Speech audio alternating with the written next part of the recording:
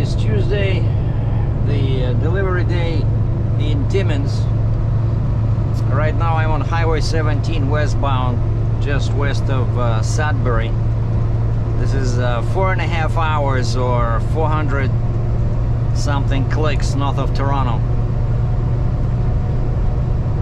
And I'm on my third coffee because I got up at 4:30 in the morning, and 5:15 I was already on the highway. Gotta love summer daylight hours.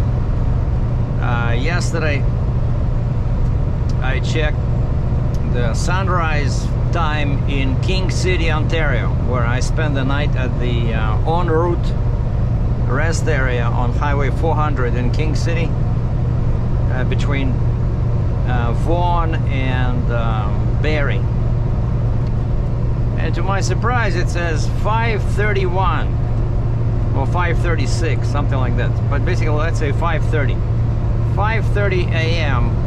it's already sunrise, and I'm allowed to start driving 30 minutes before that, 5 o'clock. But I always need 45 minutes from the wake up moment till I feel, okay to drive.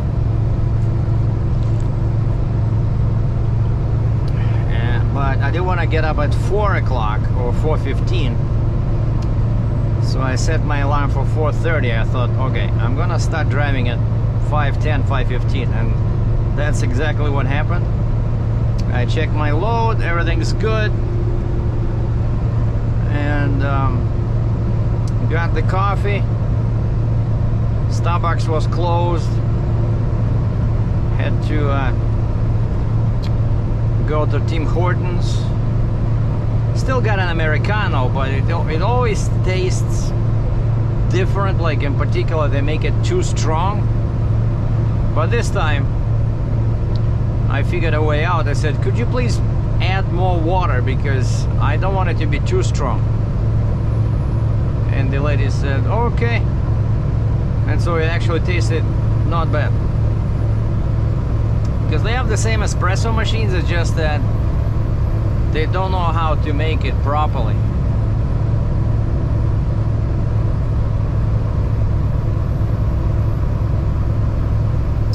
So I'm looking for Highway 144. It's gonna be a very long and scenic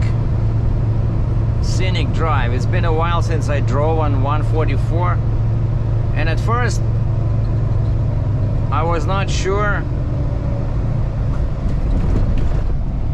I wanted to go there, but because I can only go on King's highways, which are provincial and federal highways. And I checked Wikipedia, and it says Highway 144 is a King's highway. And you can tell that by the logo, like the background of the highway. If it's like, you see, like this one, 55, right, for example, it just shows that white background, but you don't see a crown. Whereas if it's a King's highway, there'll be a crown in the background. Very important. Otherwise, if I'm driving on a regular highway, I'm supposed to have a local permit.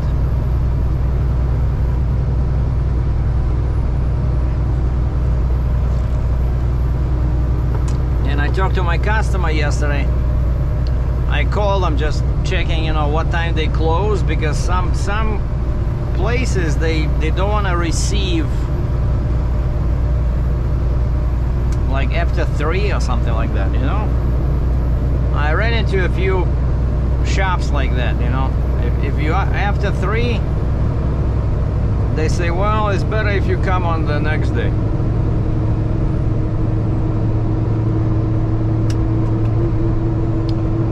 And so I called them. There was voicemail only. I called 2 numbers I found. and they called me back. I left a message with my phone number. 3 kilometers to the Ontario 144 exit toward Timmins. And they called me back and they said, we okay receiving up to 5 p.m. I said, sounds good. I said, I should be there probably around 2 or 3. 2 in the afternoon. And right now, so I'm just about to turn on 144, but that's a very long stretch, and I'm pretty sure it's like 80 kilometers an hour speed limit. And from this point, like I'm 2.3 clicks to the turn from 17 and 144, but from here it's 288 clicks, 288 kilometers. So almost 300 kilometers, which is almost 180 miles. So it's definitely gonna take me at least 3 hours. I would say probably three and a half, 3:45. And so time now is 10:20. So yeah, I should be there by 2 o'clock, I think. And then this other guy disappeared. The other load that I was supposed to do from Hamilton to Ottawa. I emailed the guy and he didn't respond. Yeah, you see this? 144 has a crown in the background, which means that my annual permit works on this highway and I don't need to spend any more money.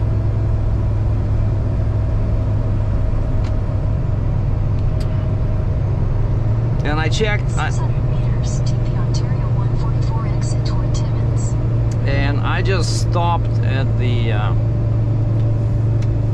Petro-Canada little truck stop there, off 17, and I logged on my 2 load boards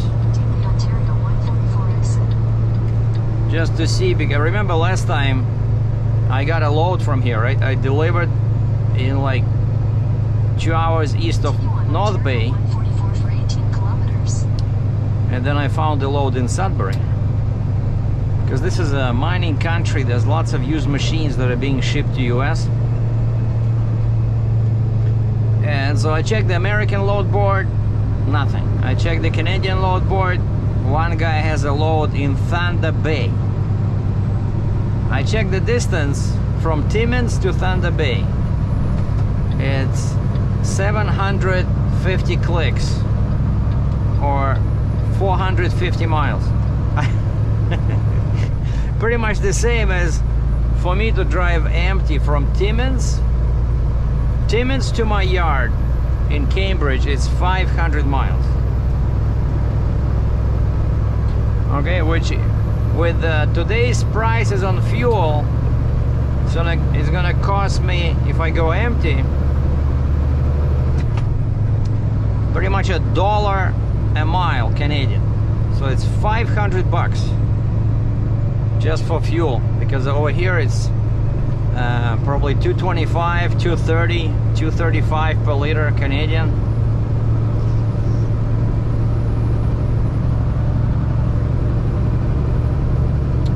But that load from Thunder Bay, it goes to Toronto, and the broker is Canadian.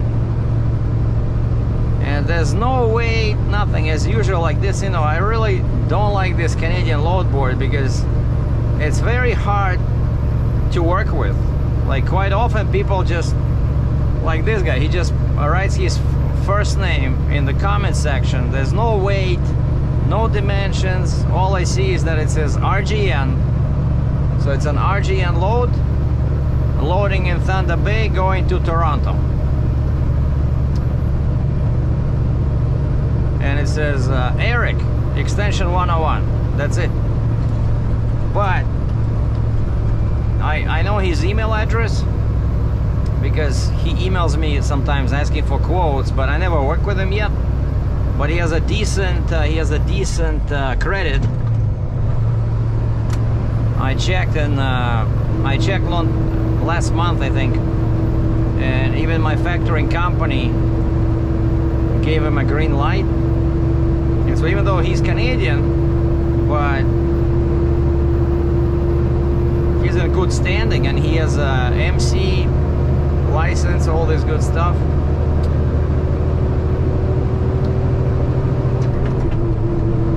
And so I emailed this guy, Eric. I said, you have a load on Thunder Bay, what kind of a machine is this and what is your budget?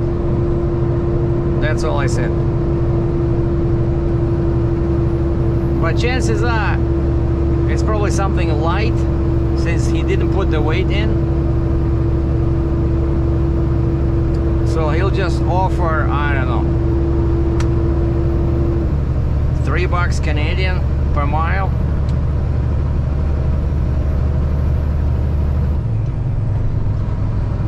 And Thunder Bay to Toronto, it's pretty much 1,000 miles.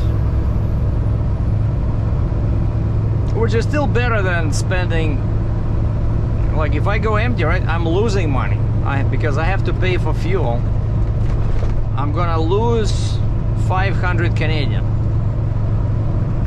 But if I do his load, first I have to spend 500 Canadian to go empty, almost 500 miles to Thunder Bay. But then let's say he pays me $3 grand. So, you know, you're better off, except that I'm wasting time. And Monday I have my CFSC class on firearms, but it's at night, Monday night and Tuesday night, and then we're gonna write a test. So I cannot go anywhere early next week. Basically, I'll be sitting, Captain Sergei will be sitting in the classroom learning Canadian regulations on firearms so that I can get my license.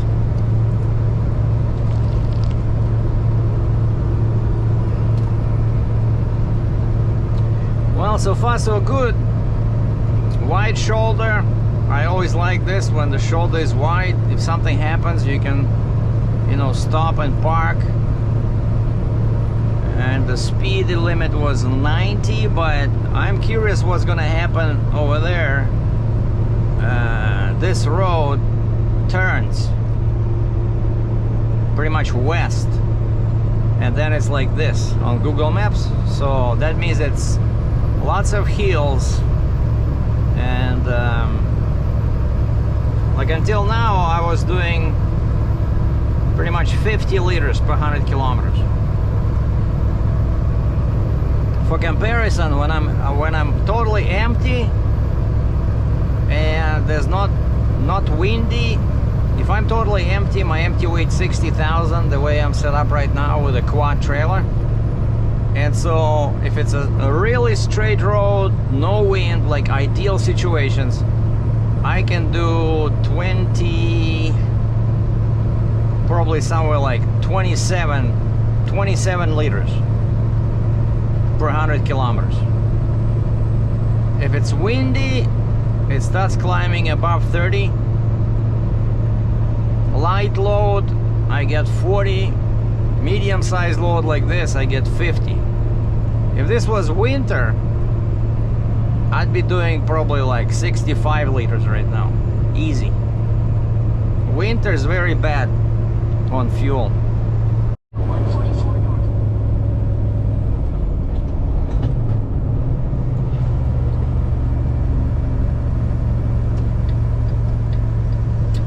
So this is the turn.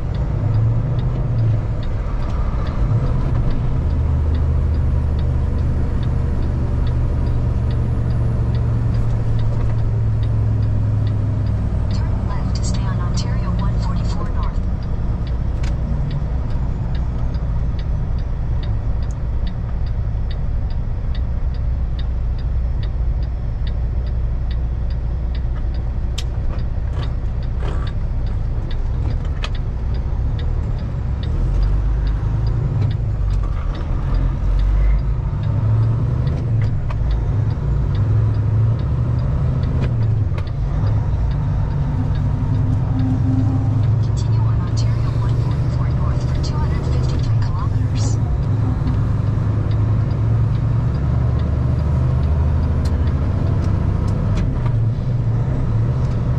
253 kilometers. Man, I feel like I'm driving to Alaska or something. Because it's not that far from civilization, but it just feels far, you know? Because I don't come here often. I bet some people that live here, they would be offended. What do you mean? Alaska. But yeah, in winter over here, man. First of all, the roads are covered in salt and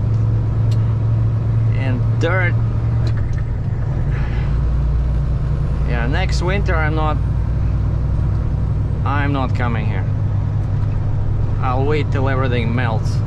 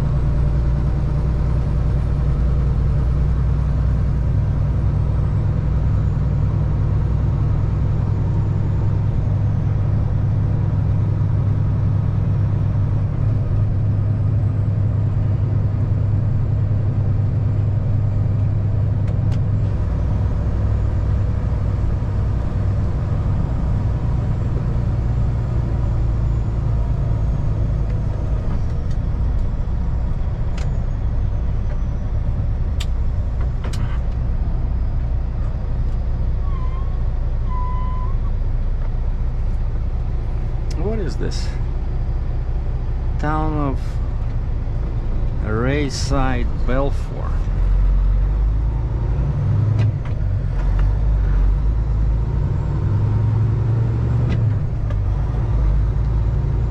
And Chelmsford. How many names does this town have?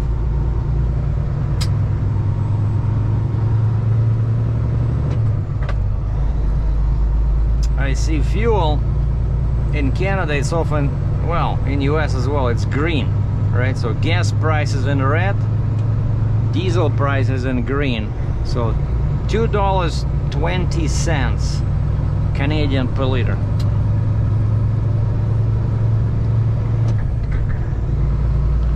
That's over $8 a gallon Canadian. And for comparison, I filled up yesterday in Marysville $5.55 US per gallon,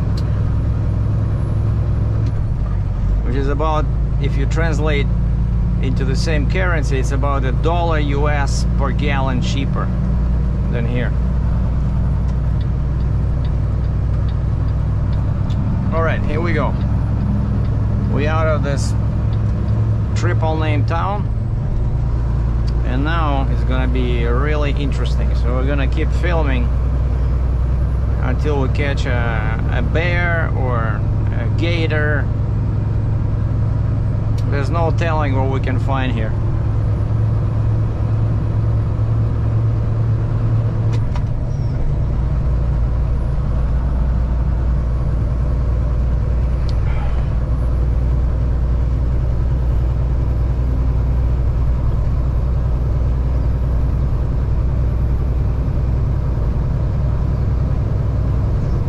Timmins 273. That's of course metric kilometers.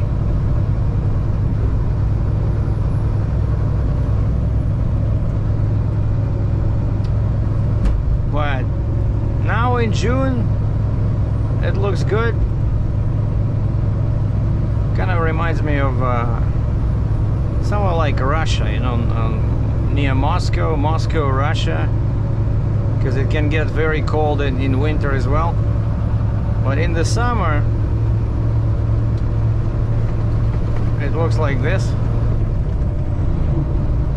Except over there, there's much more birch trees. You know, those white white bark with dots or stripes. It's a very popular tree over there. You don't see too many of them here.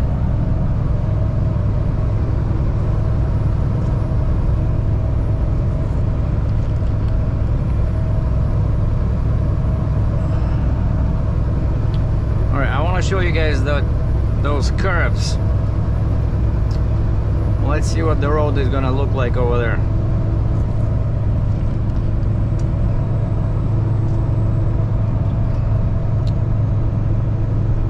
So far it's just fields mostly, right?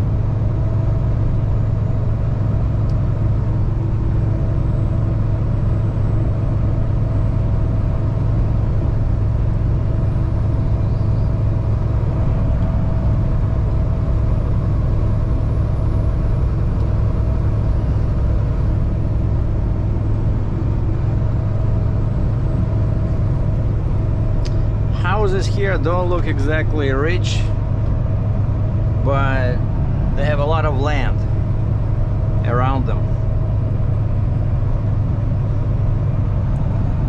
See, pretty basic single-story houses, which tells me people don't have too much money over here. But the prices are probably 3-4 times cheaper than near Toronto. I was passing Barrie this morning and saw a sign that says brand new development, 85% sold out, 2-bedroom condo, just an apartment, from 850K Canadian. 2-bedroom condo, 850,000 Canadian. And that's Barrie, which is, you know, almost an hour north of Toronto, but now they have a railroad line. And I read about this when they connected Barrie finally to Toronto with the railroad. Prices in Barrie just jumped up right away.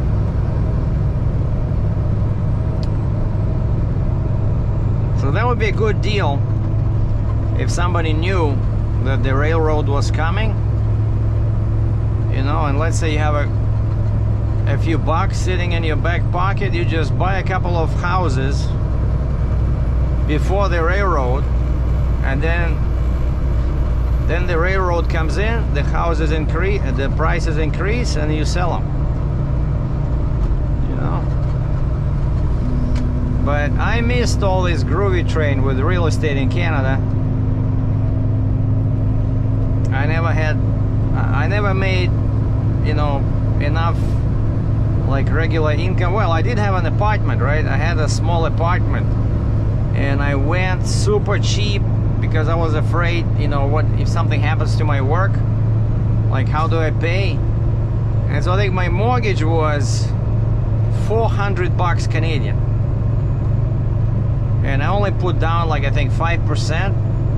It was a very basic, super old condo.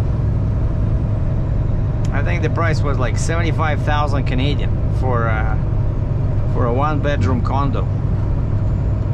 So the mortgage was $400. The maintenance fee, because that building was like 50 years old, the maintenance was 450 bucks. And then every summer we had to pay about $2,000 because every summer they would renovate something like a roof or windows or balconies because everything was falling apart. And so eventually I said, screw this, and I sold it, and I did the repair. I repainted everything. I thought I would be able to refinance it. No, the bank lady came over. She says, no, this did not increase the value of your property in any sizable amount. And so I think when I sold it, I think it sold for about 10,000 more than what I paid for it. So it was still a pretty good deal.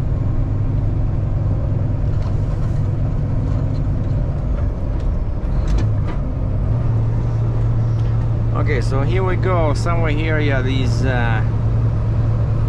curves start on Google Maps. There'll be a lake. Yeah, it's gonna. That's what I know. Whenever you see this on Google Maps, it means this, hills. Because very rarely the road out of the blue on a plane would go like this, right? Why would the road go like this? The only reason it goes like that on the map, it's either you have big ravines or big cliffs or both. And I see huge hills in the distance, so that's where I'm going. But it should be scenic, you know, because I see a small lake in there somewhere. There'll be a lake right next to the road. Yeah, you see, all houses are bungalows. What does that tell you? Well, I'm no longer a real estate expert, but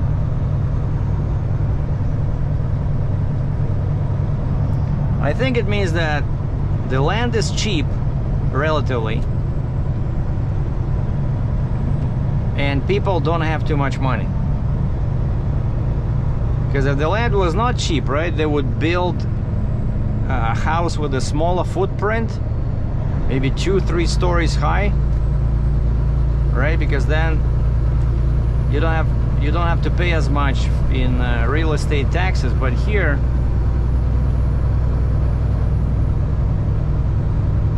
okay, there was one 3-story or 2-story. There's 2 more.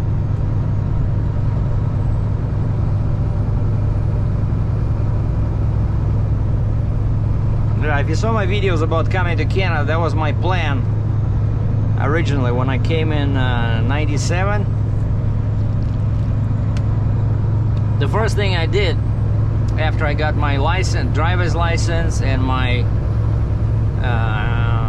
Ontario health insurance card and my social insurance number, the first thing I did, I signed up for a real estate course at the OREA, O-R-E-A, I still remember, Ontario Real Estate Association. They were running the level 1 course. I think you had to take like 2 courses to become a real estate agent, and then you work as an agent for 3 years, and you take another course and you do another exam, and you can become a broker, like working for yourself. And that's what I did. I signed up, you know, I signed up, I got all my books, and then I read them. I opened the books, I read. For some reason I remember there was a chapter on construction materials, and I fell asleep right away, and I said, I just been doing this for 5 years in Russia, but I was doing real estate, commercial real estate, mostly. And I just decided, that's it. I don't want to do it. But by now, if I stayed at that course and became a real estate agent, I think I would have much more money right now. Because my plan was to go into commercial real estate. Big bucks, you know, where a deal takes like 5, 6, 10 months, but then you make $1 million. That's what I like. I don't like 10 deals that pay $100. I'd rather have 1 deal that pays, you know, $20,000. That's just me. You know, some people are like that. I don't feel too enthused, you know, about small deals. I need big deals. And of course, that's why in trucking I'm doing this. Because, you know, I'd rather do a couple of loads that pay $10 a mile than do 20 loads that pay $2 a mile. call me crazy. All right, so here we go, I think. Yeah, somewhere here there should be a lake. And the road goes up, up, up into the boonies, into the hills.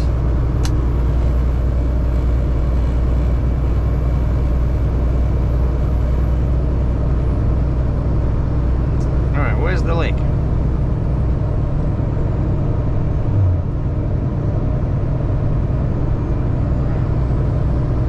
Some kind of a lookout.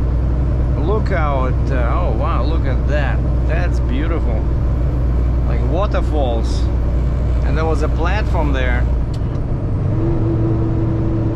If I go back this way, I'm just gonna stop there and take some pictures.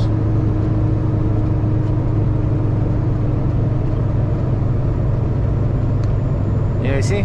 I knew it.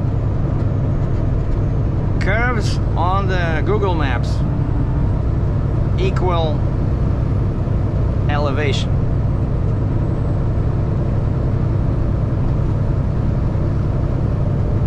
So that's the lake that creates those waterfalls over there.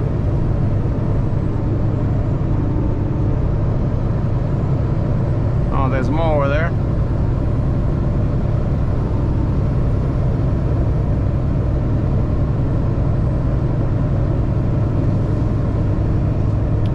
Oh, it's a river.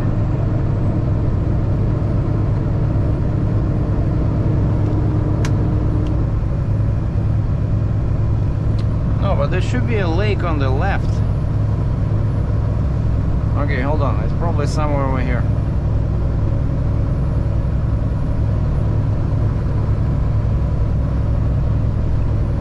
Oh wow, look at this.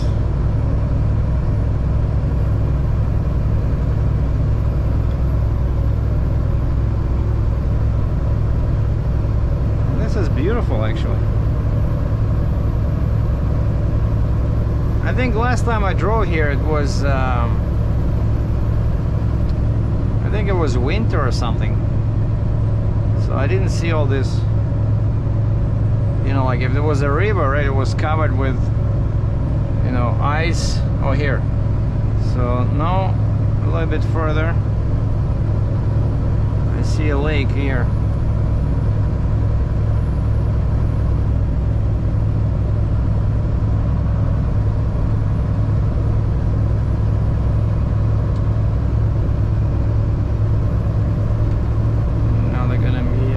To the left and then a very sharp turn to the right. I'm guessing it's gonna be, we're gonna be climbing.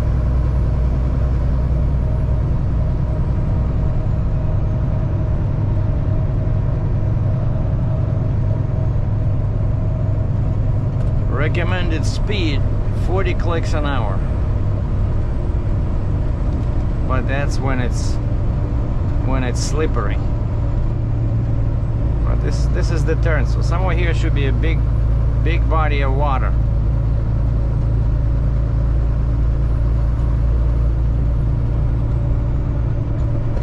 Uh-oh. A railroad.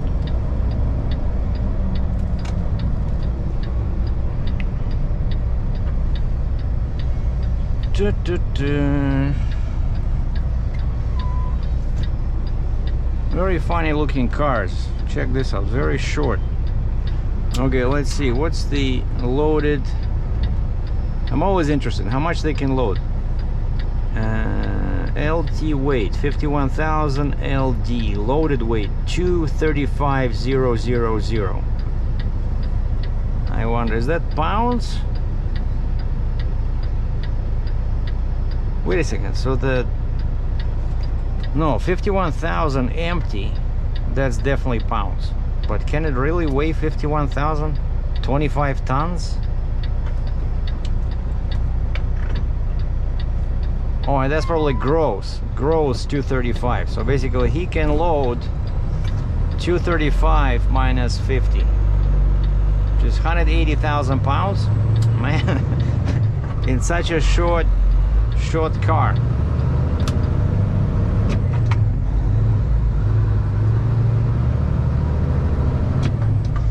I still don't see the lake. It's somewhere behind these trees on the left here.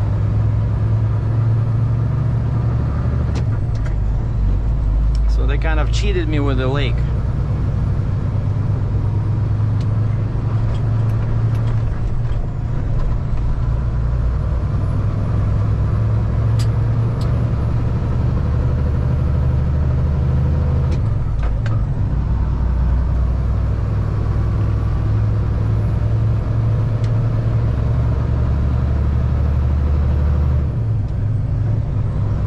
Here we have a 3-story house. That's a rich guy.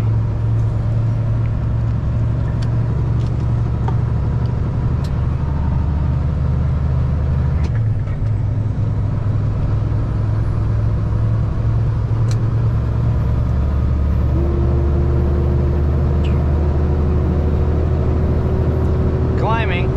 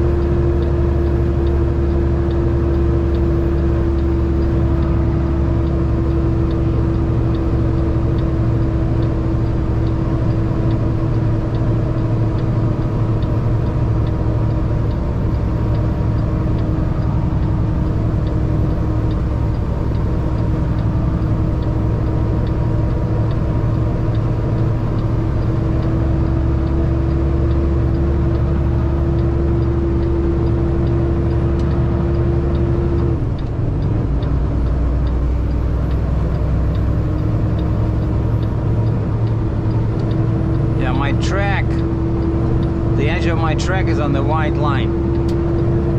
I don't want to go over.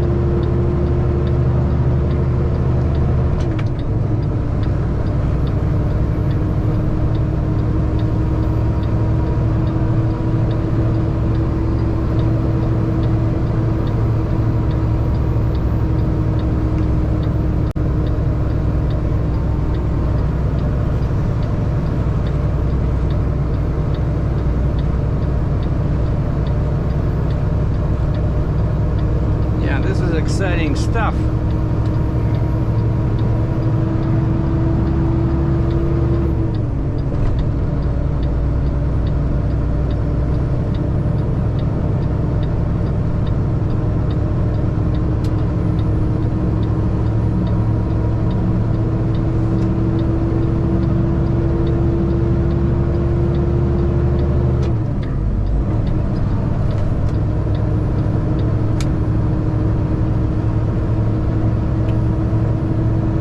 Timmins, 251.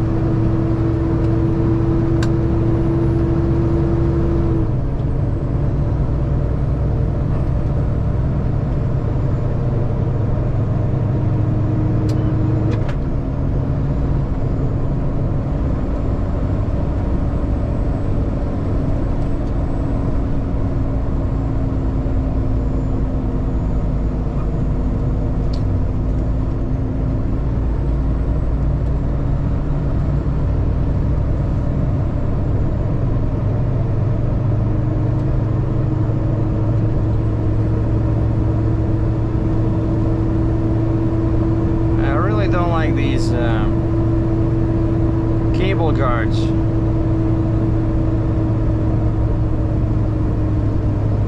So like the first section, right, was wide shoulders, 90 clicks an hour, speed limit. Here it's 80, no shoulders.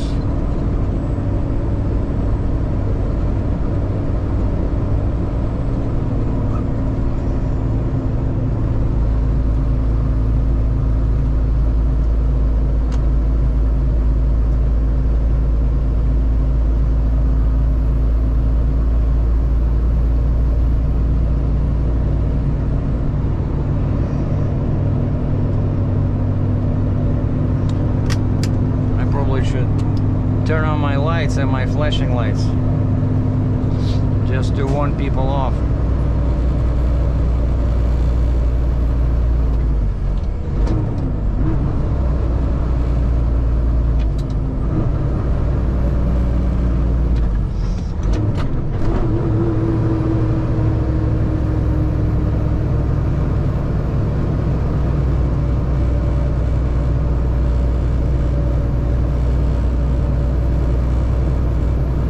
with this sound. I used to think it was this panel. Turns out it's this. It's the glass on the dash here. Very, very poor assembly.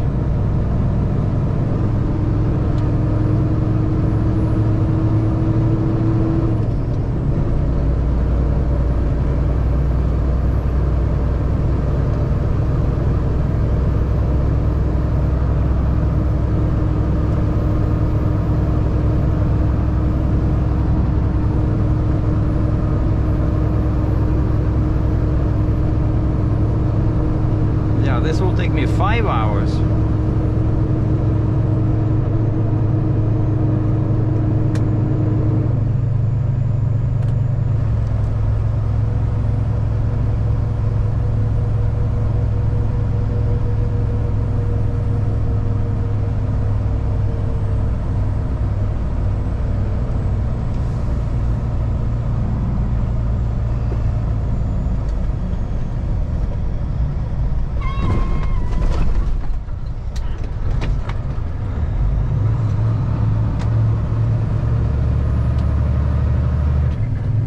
Now this road would be perfect for my Dodge Charger, you know, so that's my dream. Is sometime in the summer just jump into my car and drive across Canada.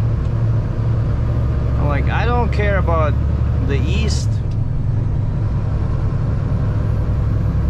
you know, like Nova Scotia, New Brunswick, but this, go through Northern Ontario like this, 144, and then you jump on, what is it, 1117 there, and just drive west towards Manitoba, and then go to Alberta, and again spend some time there and in those mountains, you know, photographing wildlife.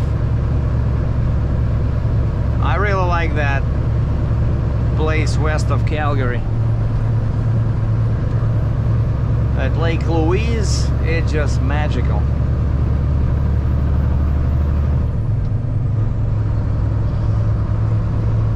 So maybe, I don't know, maybe I'll find time this summer. Just do a couple of weeks. Since I'm not going to Russia anymore. By the way, my passport is still somewhere in the works. But I did apply, right, just in case. So it's gonna be a 10-year, it's gonna be valid for 10 years. But it should arrive in the mail. So far I haven't seen it. They said 3 months after the interview. But that was, I think it's already over 3 months.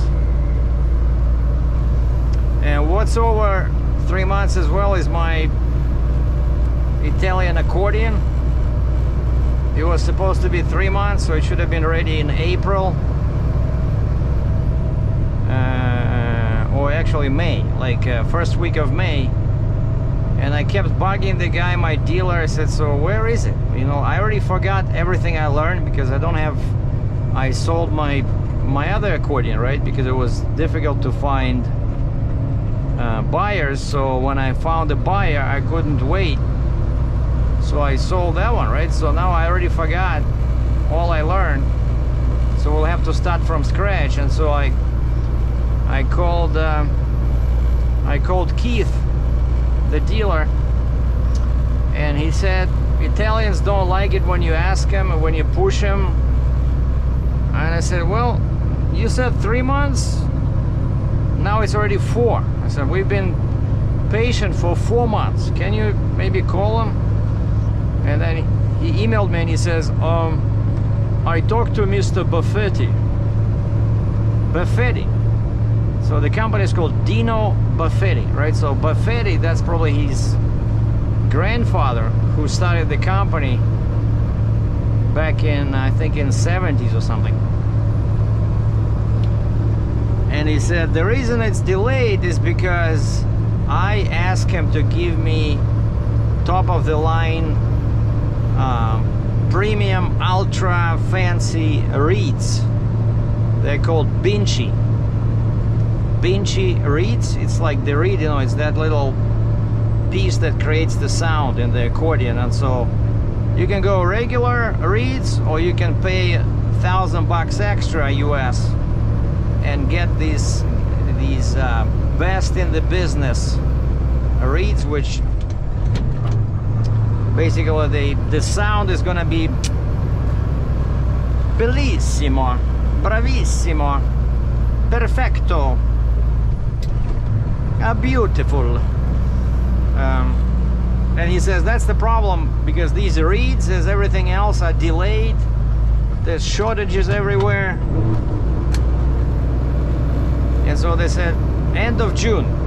So instead of 3 months, it's going to be 5 months. And I said, well, what do you do, right? I only gave him $1,000 so far. So this accordion will be 6 Canadian. So I still owe him 5.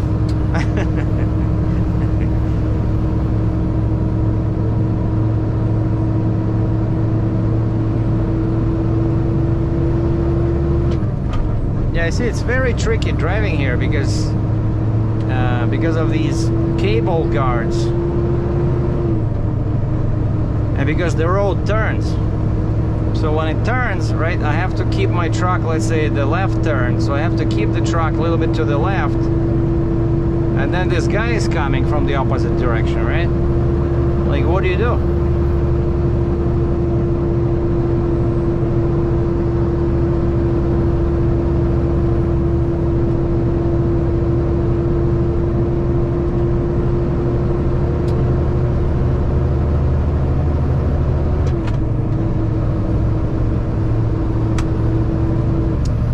That's why I have my lights on, my flashing lights, but I turned off the light in the back, in the bumper.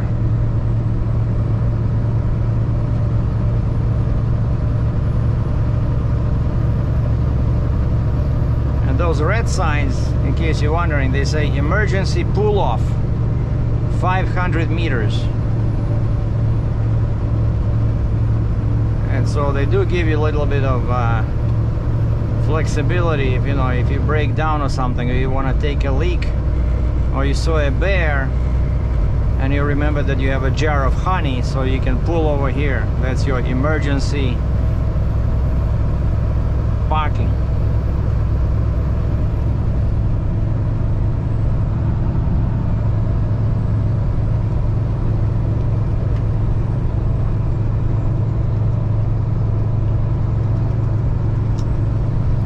Basically lakes, rivers, lots of trees, big bugs hitting the windshield.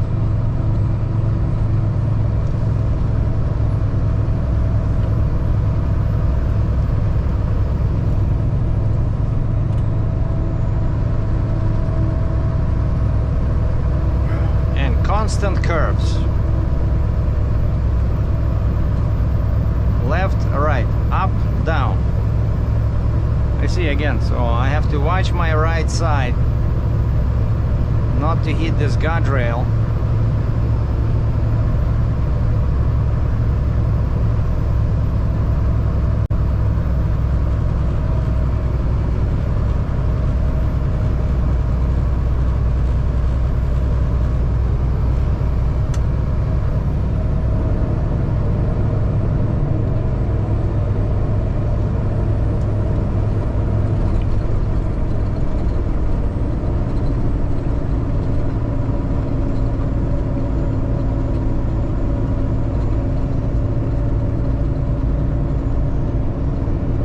Here's my favorite sign on the yellow. Curvy road, windy road.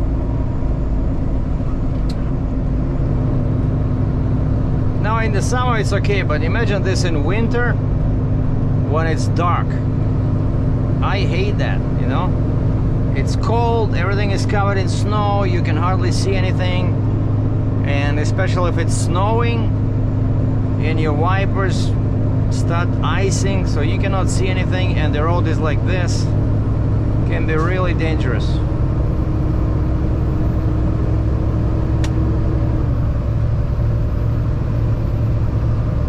Alright, here it seems like it's more or less straight.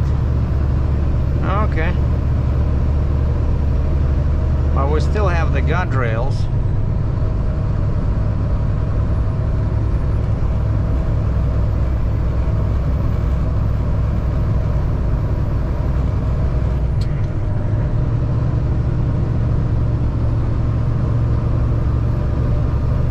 Yeah, you gotta have nerves of steel over here.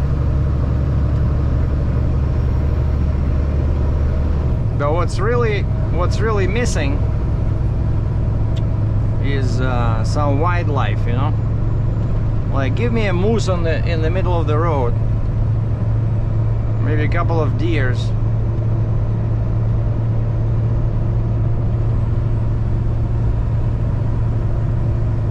to make things interesting.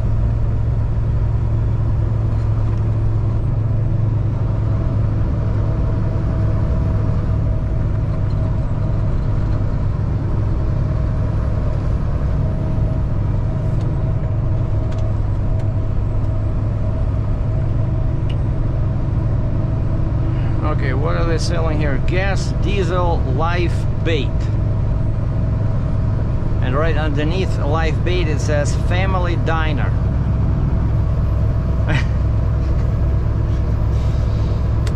I don't know, that's kind of funny. Like, they sell bugs and, you know, and bait,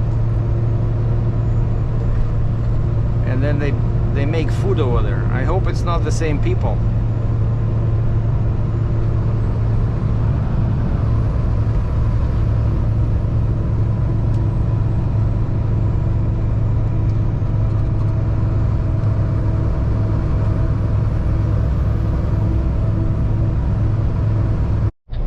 We caught another train. This is exciting.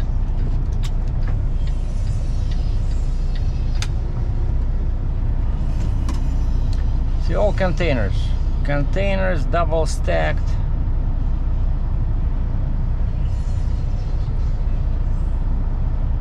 And most of it is Canadian Tire. Canadian Tire. It's one of our big chains that sell, you know, hunting, fishing supplies, household items, and then of course automotive things. That's why they're called Canadian Tire. But now these guys, how much can they haul? Hold on. I think empty is, it's moving too fast, I cannot read. But 2 containers, man, each of those can be tear 60 to 20 kgs, 67. So what's the gross on the container?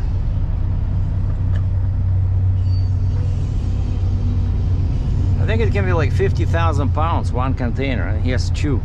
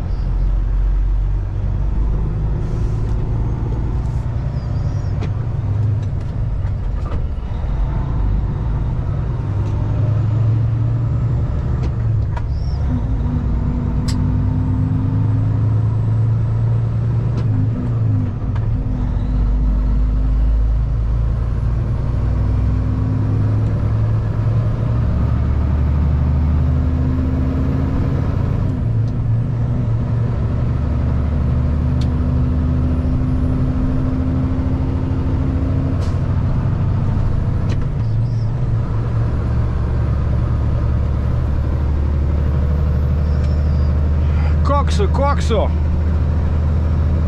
Come on, Cummins, you can do it.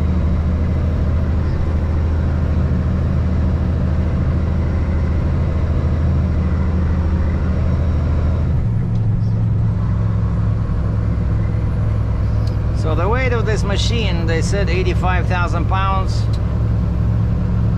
I think, I see I'm pretty heavy on the drives and the lift axle. So I probably have like 60,000 on the last three.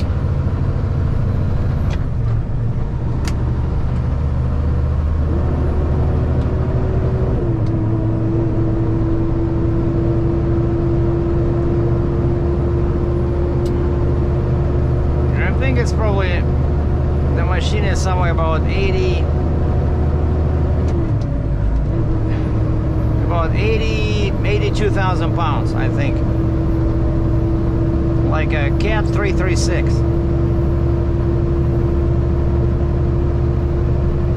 Except, you know, it's a Doosan 350.